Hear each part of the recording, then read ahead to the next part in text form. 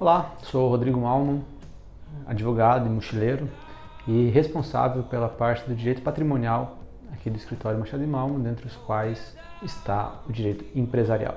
E o direito empresarial está muito mais presente no dia a dia das pessoas e das empresas do que se possa imaginar.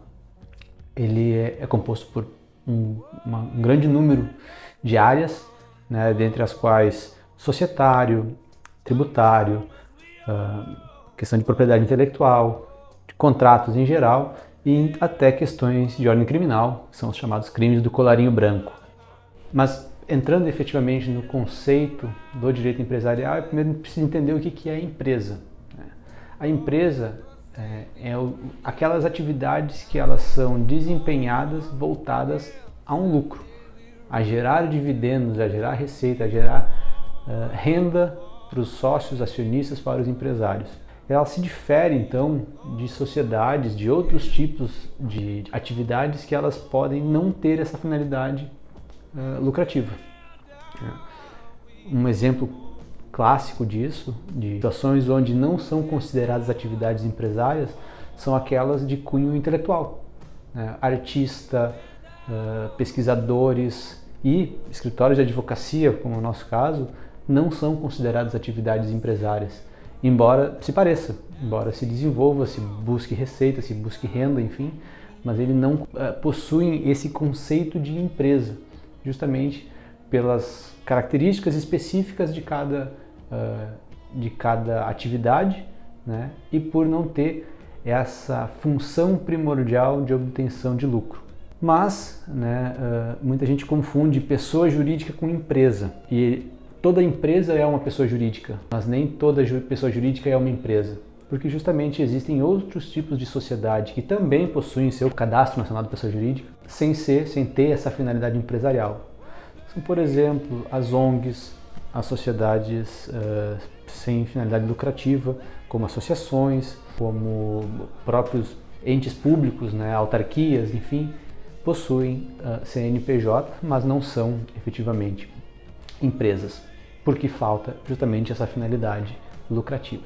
E recentemente, agora em 2021, entrou em vigor a lei das SAFs, que é das Sociedades Anônimas de Futebol. E essa legislação, ela vem a mudar um pouco a forma como clubes de futebol, que normalmente são associações sem finalidade lucrativa, são entidades que não visam lucro, para uma modalidade de clube-empresa. Então, diversos clubes de futebol da primeira divisão do futebol brasileiro já são SAFs hoje em dia, recebem investimento, mas justamente é um investimento que visa lucro. Então é uma atividade que até então era vista como algo sem fins lucrativos, mas que está se voltando efetivamente a um negócio.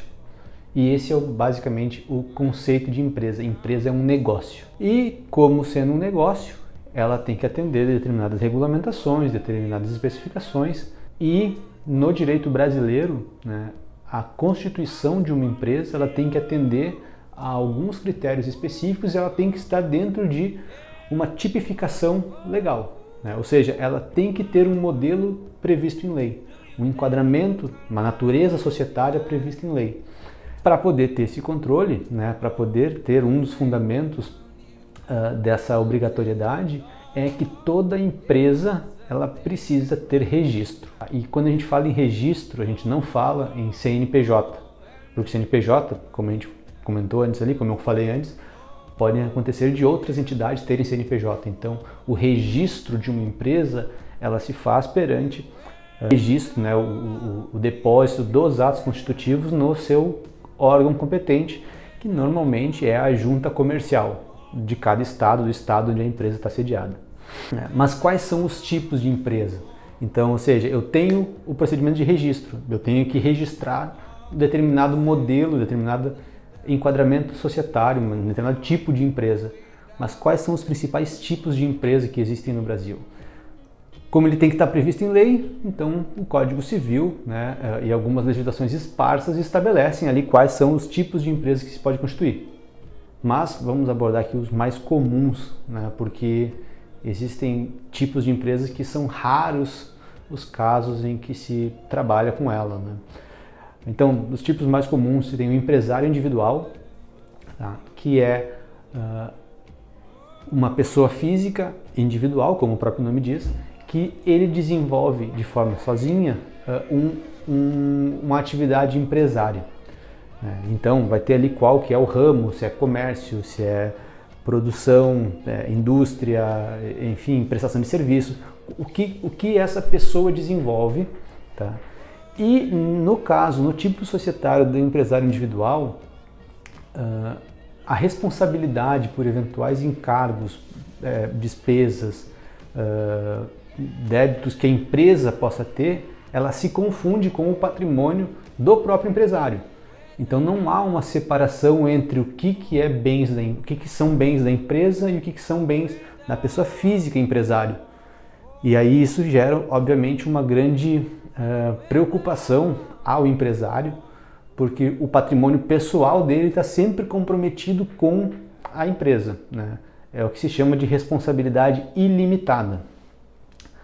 Em contraponto, né, como uma opção, há a sociedade empresária de responsabilidade limitada, que ela é composta, no caso, enquanto sociedade, por mais de uma pessoa, né? Ou seja, é preciso que tenham mais sócios, mas eles estabelecem qual é a responsabilidade de cada sócio de acordo com a sua participação no capital social. Então, né, na sociedade de responsabilidade limitada, eu tenho 2 sócios, por exemplo, cada um com um valor X aportado para a empresa e a responsabilidade deles é limitada ao que está sendo aportado. Tá? A sociedade limitada é uma sociedade de pessoas, são as pessoas que estão ali desenvolvendo aquela atividade.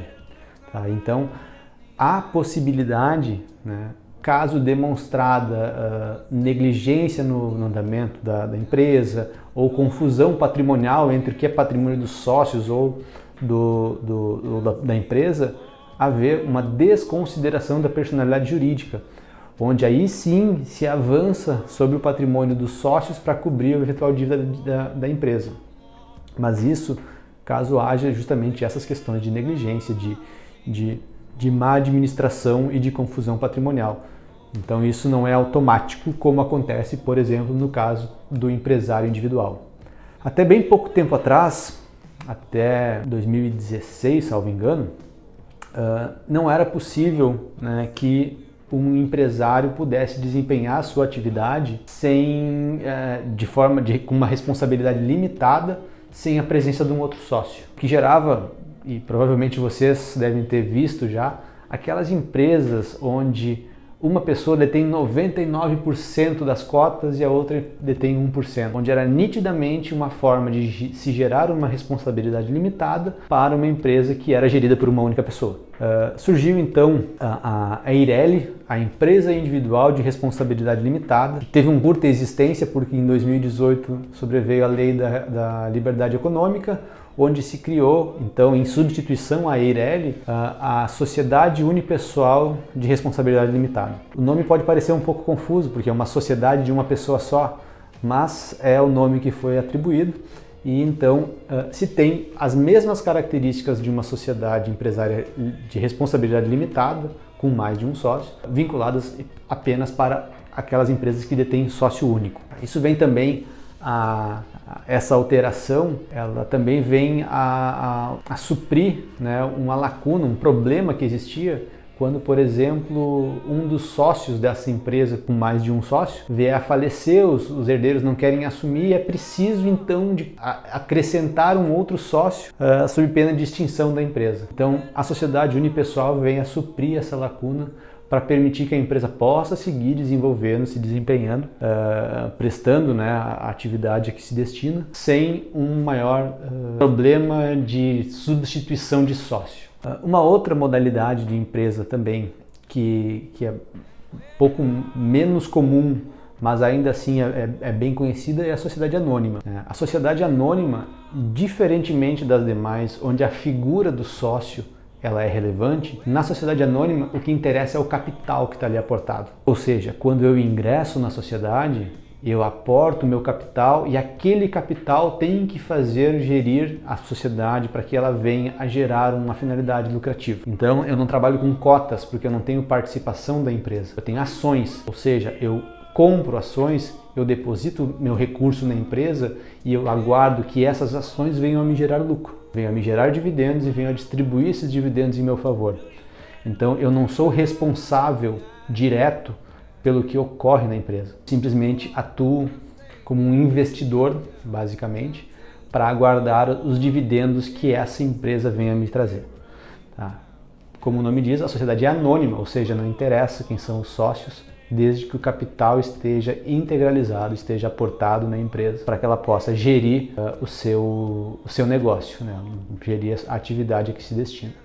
A sociedade anônima, ela tem basicamente duas divisões, né? Ou ela pode ser de capital aberto ou de capital fechado. A sociedade anônima de capital aberto são aquelas listadas em bolsa, né? Onde estas ações elas são ofertadas publicamente. Eu vou lá, faço meu cadastro num broker, numa agência, numa bolsa de ações e compro ações dessas empresas, como Petrobras, Vale do Rio Doce, empresas que estão listadas na Bolsa de Valores para poder justamente ofertar ao público essas ações. Agora, as sociedades anônimas de capital fechado, elas são também sociedades anônimas, também detêm essas características, mas as transmissões dessas ações, elas não são ofertadas ao público.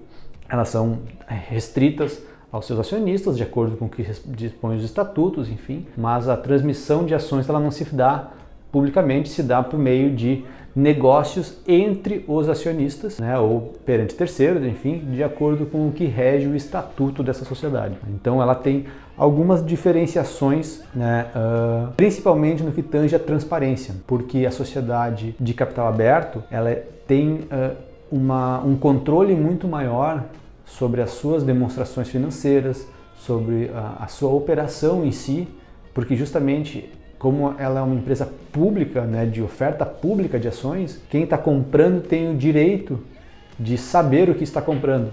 E quem está vendendo ações tem o dever de prestar as informações. No caso da sociedade anônima de capital fechado, essa obrigatoriedade ela é muito mais relativizada, porque como se trata de uma oferta privada, eu vou vender para quem eu conheço, eu vou vender quem conhece e quer comprar, enfim, essas transmissões acontecem de uma forma que eu possa prestar os esclarecimentos diretamente ao comprador e não de forma ampla, e não de forma pública, publicada em jornais de grande circulação, enfim, eu tenho uma relativização quanto à necessidade dessas publicações.